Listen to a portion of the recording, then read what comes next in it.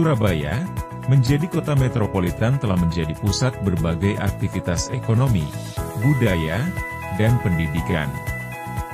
Namun, kemegahan dan kemapanan Surabaya selalu terusik dengan meningkatnya aksi pencurian motor. Fenomena ini menjadi momok bagi warga yang segera ditangani.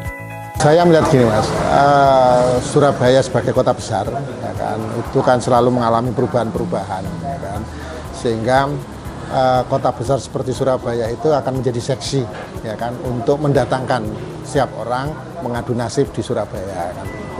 Nah problemnya ketersediaan tenaga kerja di Surabaya kan tidak semuanya bisa memenuhi itu, sehingga kemudian orang harus mencari alternatif pekerjaan. Nah, alternatif pekerjaan itu kan tidak selalu kemudian bisa didapat. Sementara tuntutan hidup, ya kan, makan dan sebagainya itu selalu ada. Nah, pada proses-proses seperti itu, maka akan terjadi apa yang disebut dengan alternatif pekerjaan. Ya kan? Alternatif pekerjaan itu bisa sebuah pekerjaan yang legal, ya kan, dan juga bisa pekerjaan yang bagaimana kebutuhan-kebutuhan dasar itu bisa terpenuhi. Nah, tentu efeknya adalah terjadi apa yang disebut dengan kriminalitas di persoalan-persoalan sosial kita. Tekanan ekonomi pasca pandemi mendorong sebagian orang untuk melakukan tindakan kriminal sebagai jalan pintas. Nah, ketika itu terjadi, maka ada dua pihak, ya kan, ada dua pihak, pelaku dan masyarakat yang dikorbankan. Nah, ketika pelaku itu tuntutan dasarnya tidak bisa dipenuhi dan kemudian ada kesempatan untuk melakukan tindak kriminal, maka terjadilah apa yang disebut dengan perbuatan kriminal itu. Nah, sebetulnya kan mereka datang awal itu kan hanya untuk mengadu nasib, ya kan, tapi karena problem-problem itu kemudian tidak bisa diselesaikan, maksud kedatangan awal itu, maka alternatif pekerjaan itu bisa dilakukan. Nah, menurut saya ini menjadi sebuah keniscayaan. Bukan berarti kemudian harus dibiarkan, tapi ini akan menjadi keniscayaan kalau kemudian proses terjadinya itu tidak diantisipasi. Selain itu, minimnya penerapan teknologi pengamanan di area publik, seperti CCTV yang terintegrasi, turut memberikan ruang bagi pelaku kejahatan. Sudah sejak lama, saya sebagai Ketua Ormas Arek Jogoboyo mengusulkan kepada pihak-pihak terkait, khususnya Wali Kota, Bapak Kapolrestabes Surabaya maupun Kapolres Tanjung Perak Surabaya, agar diberlakukan kembali pos pemeriksaan di pintu masuk dan pintu keluar Jembatan Suramadu. Hal ini mutlak bagi saya, menurut penilaian saya, wajib diadakan kembali. Selain untuk meminimalisir tingkat pencurian yang mana kebanyakan kita lihat sendiri, barang-barang hasil pencurian tersebut banyak lari di Pulau Madura. Juga bisa untuk meminimalisir peredaran narkoba, baik itu yang masuk ke Pulau Madura maupun yang dari kota Surabaya. Satu keluar masyarakat kan alur, ya kan, alur kekerasan itu misalkan kriminalitas, ya, tentang kehilangan sepeda, ya. Sepeda itu biasanya kan jalur Suramadu itu menjadi pilihan, kan, jalur Suramadu itu menjadi pilihan.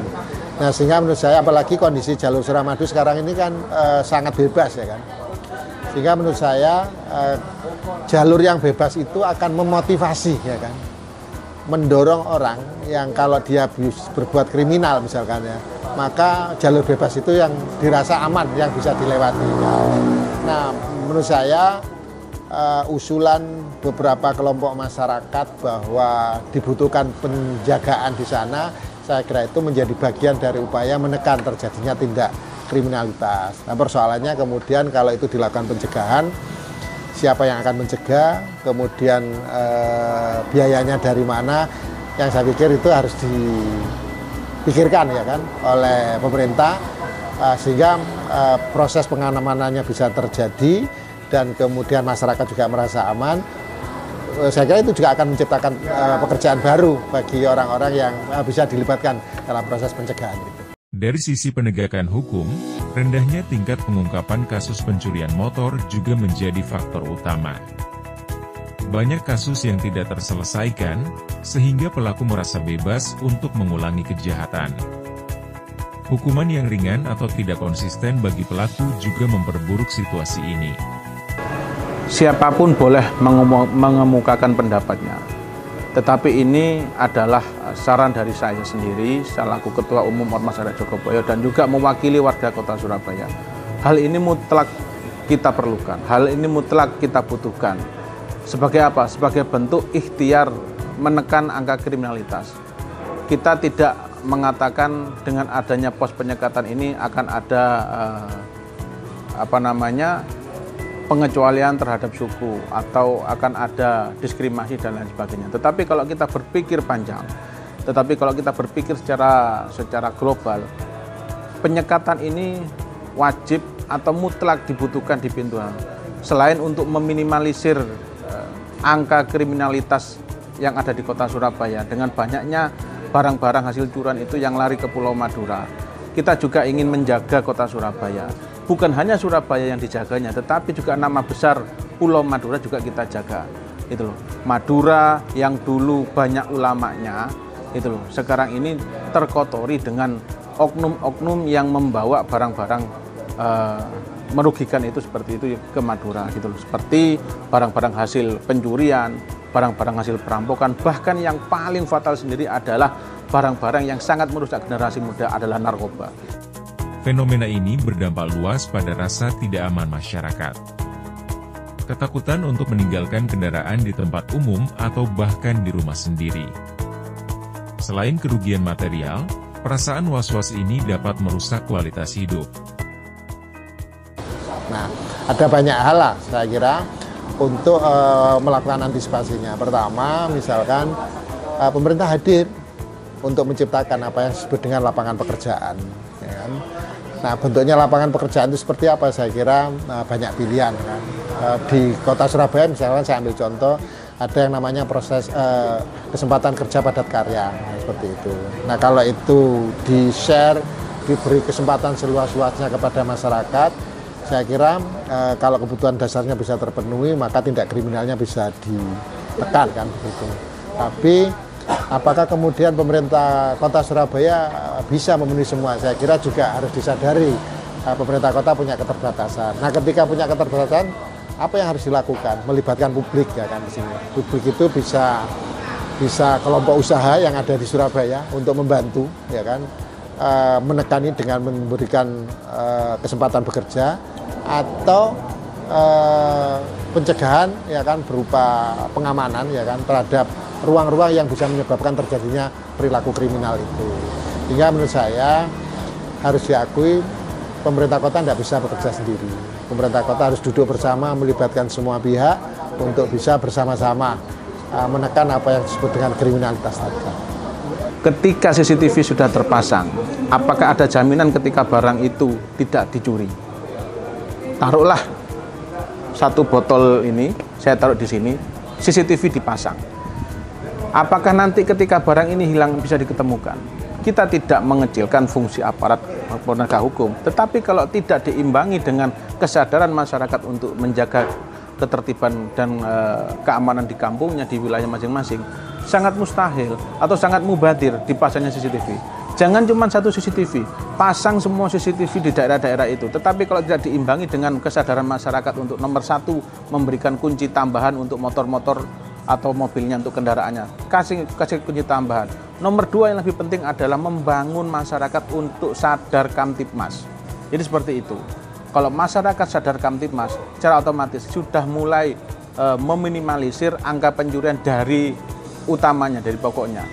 Pencurian atau kegiatan kriminalitas yang ada di wilayah masing-masing itu biasanya itu dimulai dari lengahnya pengawasan dari warga itu sendiri. Kalau warganya sudah lengah, itu akan mengundang para pelaku-pelaku kriminalitas untuk masuk. Kriminalitas itu bukan hanya mencuri, bukan hanya merampok. Peredaran narkoba itu juga angka kriminalitas. Orang juga menjadi bandar judi online, juga kriminalitas. Itu. Jadi harus ada kesadaran dari masyarakat sendiri bagaimana menjaga lingkungannya. Surabaya harus segera berbenah dengan pendekatan yang komprehensif mencegah tindak kejahatan curanmor. RT dan RW dan komunitas warga dapat dilibatkan lebih aktif dalam menjaga keamanan lingkungan. Program ronda malam atau penggunaan sistem keamanan berbasis komunitas bisa menjadi solusi. Menyikapi maraknya kasus kriminalitas, khususnya kehilangan kendaraan bermotor, dan juga aksi begal maupun tawuran anak-anak muda sekarang ini. Yang lebih saya tekankan adalah, mari para warga Surabaya bangun kembali siskamling di daerah masing-masing. Jangan hanya berpatokan kepada, kita pasarkan kepada aparat. Aparat juga punya porsi untuk menangani sendiri. Tetapi kalau tidak ada kesadaran dari masyarakat untuk menjaga wilayahnya masing-masing, itu nggak bisa. Meskipun daerah itu dipasangi ribuan CCTV, itu tidak menjamin akan tidak ada pencurian lagi di tempat itu. Tetapi kalau warga secara bersatu padu, bergotong royong, membangun siskamling, dijaga kampungnya, dijaga lingkungannya, insya Allah itu akan meminimalisir atau mengurangi atau menghilangkan tingkat kriminalitas di daerah tersebut. Penggunaan teknologi dengan memperluas pemasangan CCTV di titik-titik rawan kejahatan dengan integrasi ke pusat pengawasan.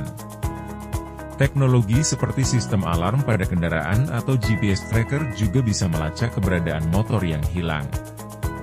Penegakan hukum harus memberikan hukuman efek jera. Salah satu upaya kami dengan melakukan kegiatan razia secara masif di titik-titik jembatan Suramadu. Yang lebih penting adalah keluarga untuk menjaga anak cucunya sendiri. Harus tahu kemana anak-anak cucunya ini bermain, jam berapa masuk rumah, apa yang dilakukan di luar, itu juga harus tahu. Karena kalau kita lihat, kalau kita dapat informasi dari teman-teman media, pelaku pembacokan yang di jalan-jalan begal-begal itu masih kecil-kecil. Dan itu biasanya dilakukan ketika jam malam. Ini keluarga harus tahu, jam malam anak-anak kita ini keluar malam itu untuk apa? Untuk belajarkah, mengerjakan tugas kelompokkah, atau yang lain sebagainya. Tetapi ini harus segera diatasi, gitu loh.